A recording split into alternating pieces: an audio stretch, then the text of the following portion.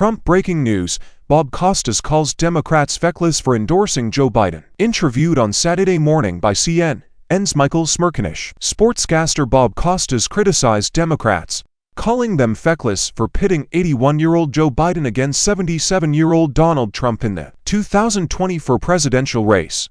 Background: Costas reiterated remarks he made on HBO's Real Time with Bill Maher not long ago during his Saturday interview with Smerconish. Smerconish asked Costas whether President Biden is receiving enough credit after reading a list of his first-term achievements.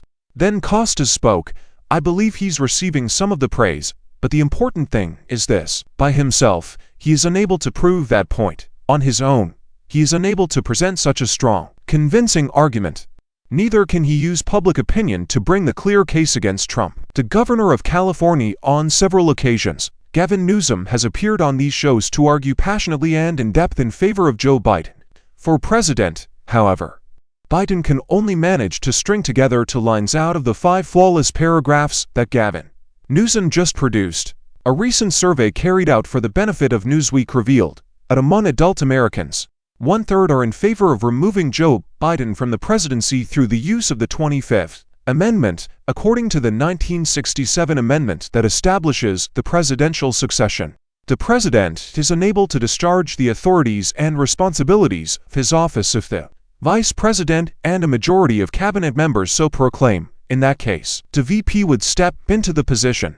Redfield and Wilton Strategies surveyed 1,500 adults in the United States between February 18th and 19th. The results showed that 37% of respondents were in favor of using the 25th Amendment to remove Biden from office, 33% were against, and 22% were unsure.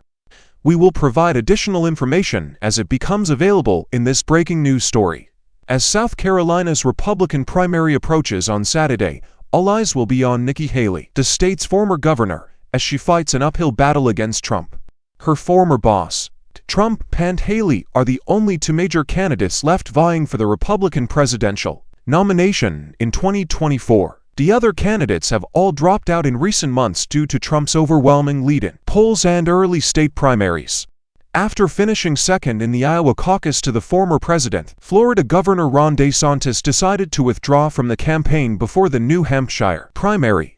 From 2011 to 2017, Haley was South Carolina's governor.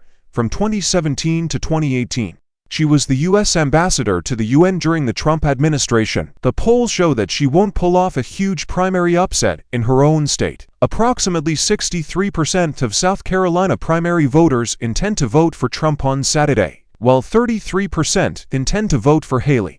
According to 538's average polling data, many, including the former president, have called on Haley to withdraw from the campaign because of her repeated defeats at Trump's hands in the few primary contests that she has participated in. Regardless, she has maintained her intention to stay in the race regardless of her performance in her home state. Election day is Saturday in South Carolina. However, my presidential campaign will go as planned on Sunday. During her State of the Race speech in Greenville, South Carolina, Haley declared on Tuesday that she will not be leaving her position.